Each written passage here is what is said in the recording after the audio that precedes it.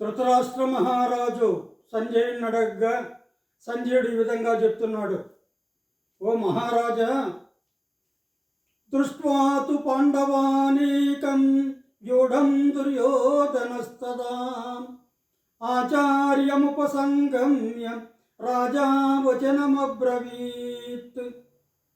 ఈ పాండవ సైన్యాన్నంతా కూడా చూశాడు.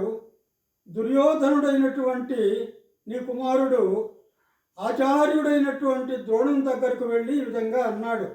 పశ్చైతాం పాండుపుత్రాణం ఆచార్య మహతీం చమూం యూఢాం ద్రుపదపుత్రేణ తవ శిష్యేణ ధీమత.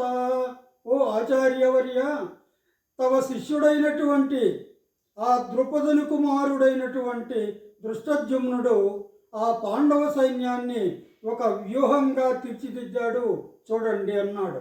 అత్ర శూరాం మహేశ్వాస భీమార్జున సమాయుధి యుయుధానో విరాటశ్చ ద్రుపదశ్చ మహారథః.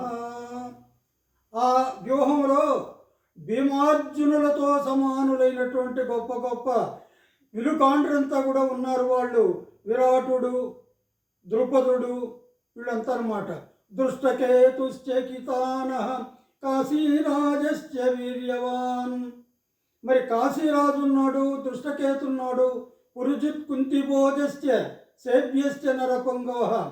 మరి కుంతిభోజుడున్నాడు, పురుజిత్తున్నాడు, సేవ్యుడున్నాడు అని చెప్తూ ఇంకా ఏమంటున్నాడంటే యుధామన్యుశ్చ విక్రాంత ఉత్తమౌజాశ్చ వీర్యవాన్ సౌభద్రో ద్రౌపదేయాశ్చ సర్వయేవ మహారథాః.